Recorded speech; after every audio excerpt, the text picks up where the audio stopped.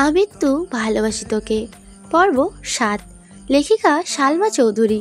আমি আছি আপনাদের সাথে নওশিন পারভিন। অতিরিক্ত রাগে আবিরের তামাটে চেহারা রক্তবরণ ধারণ করেছে।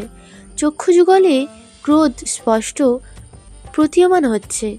৫ থেকে ৭ মিনিটের মধ্যে ভীষণ তাড়াহুড়োতে তৈরি হয়ে নিচে নামছে আবির। মেঘ পড়ার রুম থেকে বই খাতা নিয়ে রুমের উদ্দেশ্যে রওনা দিল। হঠাৎ সিঁড়ির নিচে সাইড হয়ে দাঁড়িয়ে পড়েছে সে। আবির ভাই হুলুস্থুলুদ বাঁধিয়ে নামছে।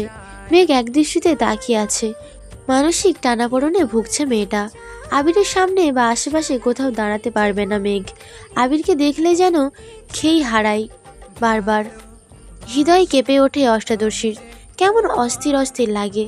যেমন মারাত্মক চাউনি তেমনই মারাত্মক তার চলাফেরা। মনে মনে এসব ভেবেই যেন ঘোরের রাজ্যে চলে যায় মেঘ। আবির পাশ দিয়ে যাওয়াতে আবিরের শরীরের ঝাঁঝালো গন্ধ সাথে তীব্র স্প্রের গন্ধ মস্তিষ্ক পর্যন্ত চলে যায়। সহসা ঘোর কাটে মেঘের। সিঁড়িতে আবির ভাই নেই। কয়েক কদমে আবির পৌঁছে গেল মেইন গেটের কাছে। হঠাৎ রান্নাঘর থেকে মালিয়া খান ডাকলেন, এই সময় কোথায় যাচ্ছিস বাবা? মেঘ পিছন ফিরে তাকায় সেদিকে। আবির চৌকাঠের বাহিরে পা রাখতে রাখতে ব্যস্ত আর ক্রোধিত কণ্ঠে উত্তর দিল, বাহিরে একটু কাজ আছে, ফিরতে রাত হবে। এক মুহূর্তও দাঁড়ায়নি সে। ক্ষীণ প্রবেশে হেঁটে চলে গিয়েছে আবির। মেঘ ঠায় দাঁড়িয়ে আছে সিঁড়ির নিচে। কিছুই যেন ঢুকছে না ছোট্ট মস্তিষ্কে। কয়েক মুহূর্ত পরে মেঘও যথারীতি বই খাতা নিয়ে রুমে চলে যায়। আজ তার অনেক পড়া। আগামীকাল রবিবার, কোচিংয়ে পরীক্ষা, নতুন টিউশন, সব মিলিয়ে পড়া শিখতে ব্যস্ত হয়ে পড়ে। রাত ৯টায় খেতে বসেছে সবাই। খানবাড়ির খাবার টেবিলটা অনেকটাই লম্বা। টেবিলের একপাশে প্রস্থ বরাবরই বসেন আলী আহমেদ খান, খানবাড়ির বড় কর্তা। ওনার বিপরীতে কোনো চেয়ার নেই, কারণ ওনার মুখোমুখি বসার যোগ্যতা এই বাড়িতে কারোর নেই। একপাশে 4টা চেয়ার ইকবাল খান, আদি, তানবীর ভাইয়া আর আবির ভাইয়ের চেয়ার। একপাশে আবির ভাই না থাকাকালীন ওই চেয়ার সরানো হয়নি। অন্য পাশে 3টা চেয়ার, মোজাম্মেল খান, মিম আর মেঘ। মেয়ে মানুষ গা ঘেঁষে বসা পছন্দ করে না, তাই একটা চেয়ার স্টোর রুমে রেখে 3টা চেয়ার দূরে দূরে রেখেছে। যদিও মেহমান আসলে আরও 3 থেকে 4টা চেয়ার অনায়াসে ফেলা হয় এখানে। এত বছর আবির ভাই না থাকায় মেঘ একেবারে কর্নারের চেয়ারটাতেই বসেছে। আবির ভাই ফেরার পরও তাকে বাধ্য হয়ে এই চেয়ারটাতেই বসতে হয়। আবির ভাইয়ের মুখোমুখি বসা, তার প্রথম বিশ্বযুদ্ধ শহীদ হওয়া, দুটাই মেঘের কাছে সমান।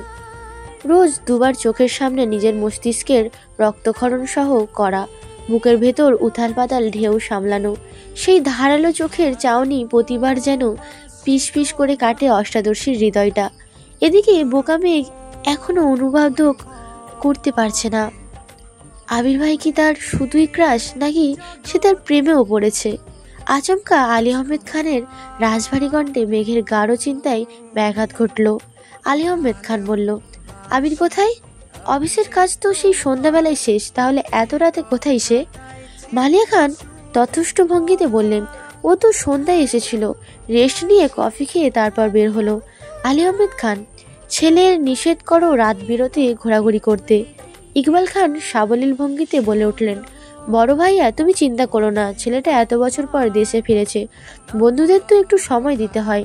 আলী আহমেদ খান চুপচাপ খাওয়া শেষ করলেন।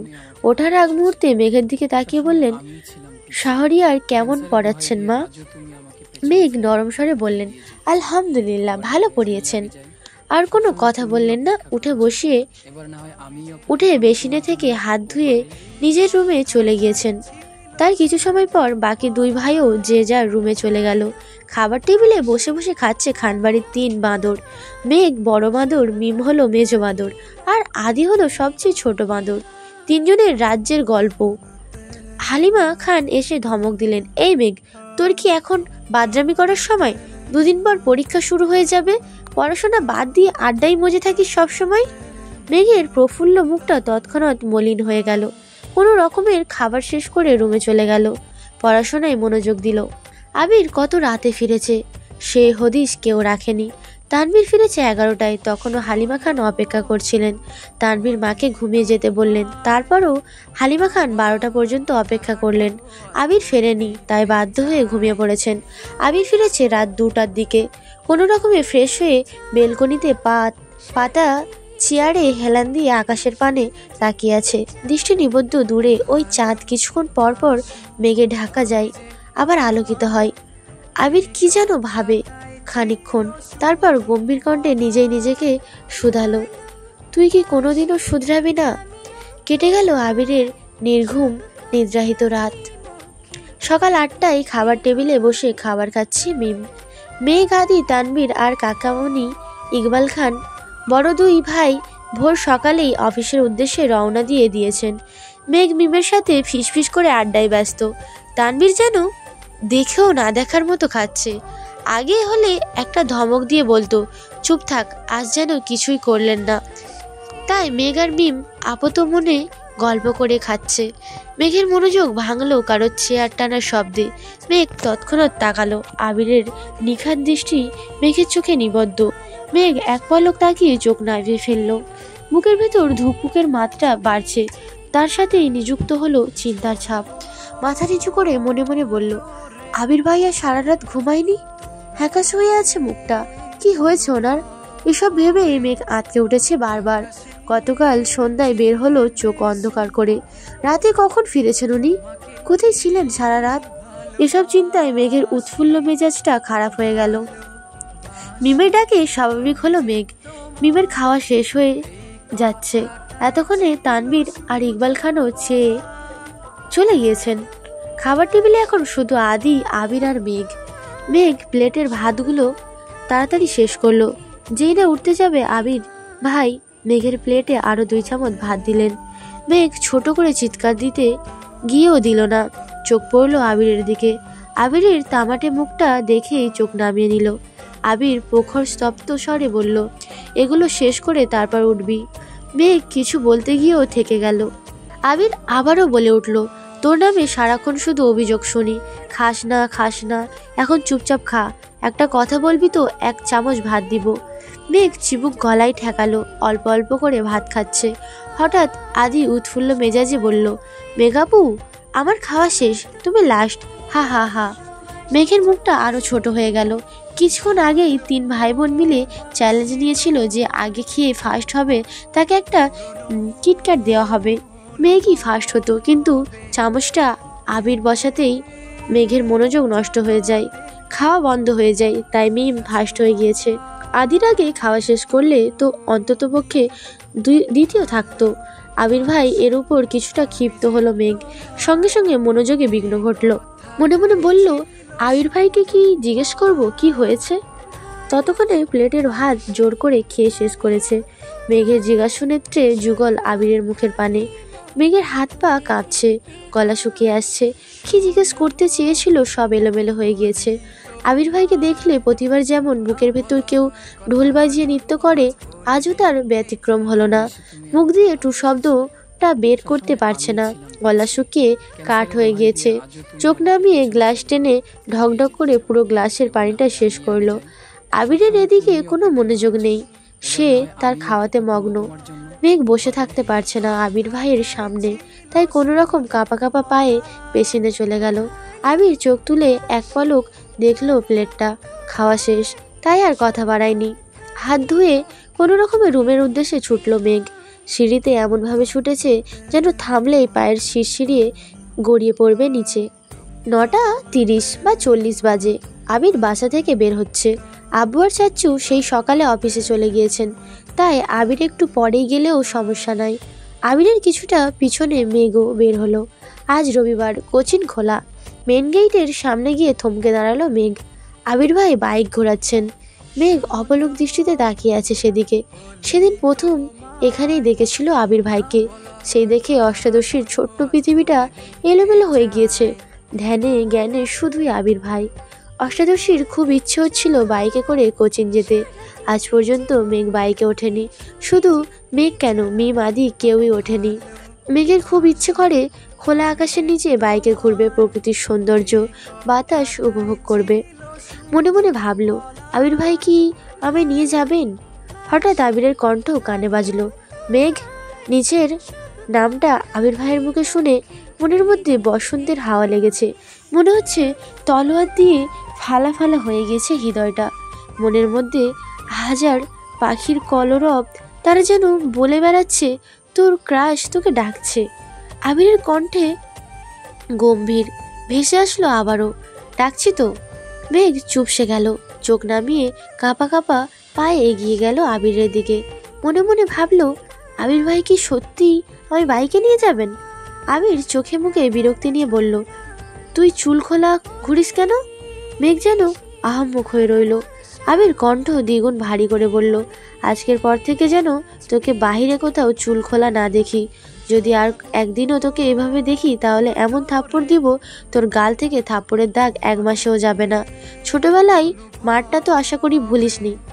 এতটুকু বলে আবির হেলমেট পরে বাইক স্টার্ট দিয়ে চলে গেল। মেঘের মাথায় আকাশ ভেঙে পড়ল। কয়েক মুহূর্ত নিস্তব্ধ হয়ে রইল। মেঘ নিজের প্রতি নিস্পৃহার শ্বাস ফেলল। আবির ফিরে আসার পর থেকে মেঘ উদ্বেলিত, ক্রাশ খাওয়া প্রেম প্রেম অনুভূতি সবেতে যেন পানি আড়ে না বরফ ঢেলে গিয়ে গেল। আবির ভাই, যেই মেঘ আবিরের প্রেমে হাবুডুবু খাবে ভাবছিল, তাকে যেন গভীর খাদে চুবিয়ে মারল। মনে পড়ে গেল ছোটবেলার আবিরের মারের কালো অধ্যায়।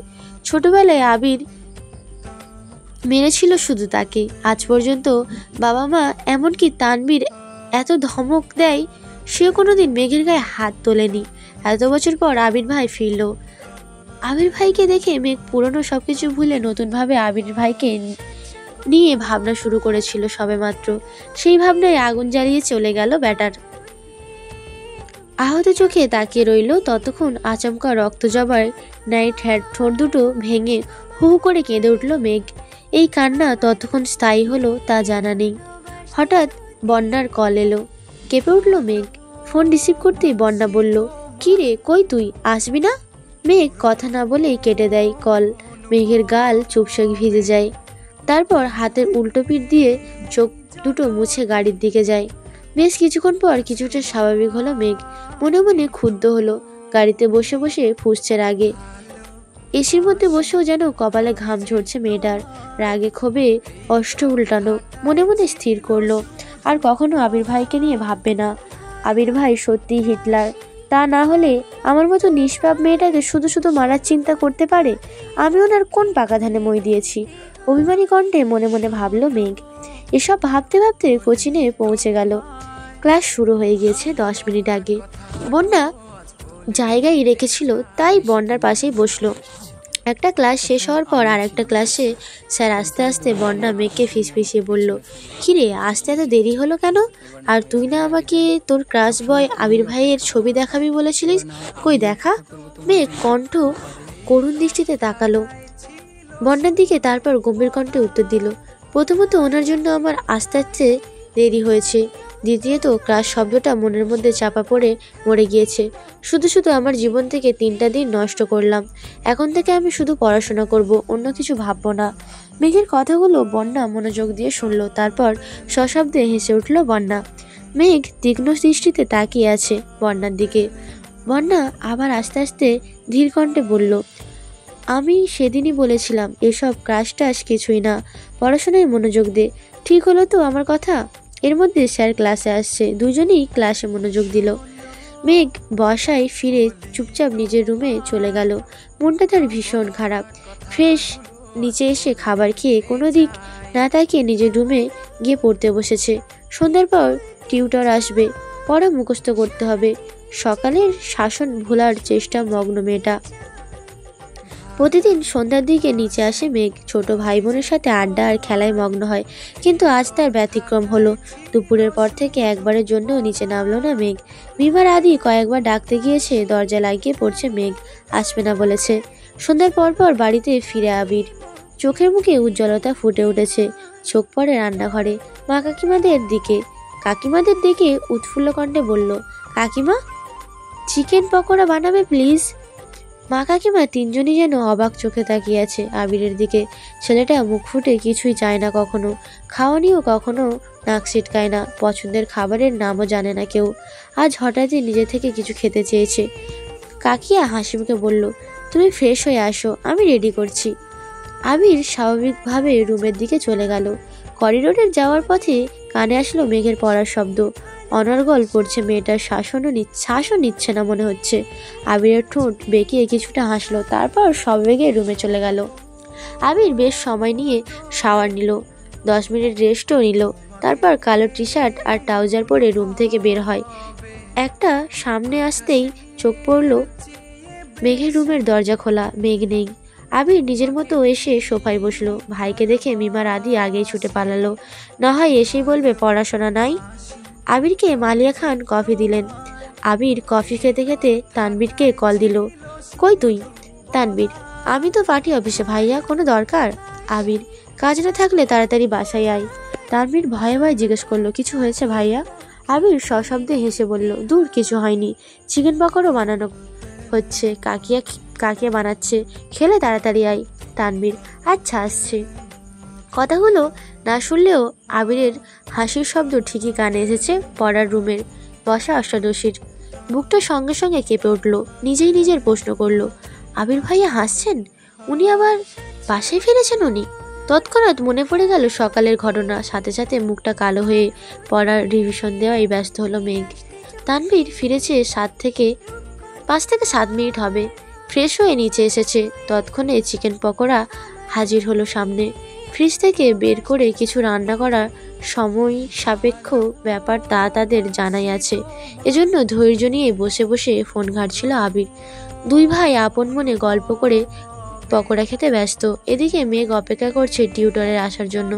40 মিনিট লেট, এখনো আসছে না। কি করবে বুঝতে পারছে না। পড়ছে, কিছুক্ষণ হাবি যাবি ভাবছে, আবার পড়ছে।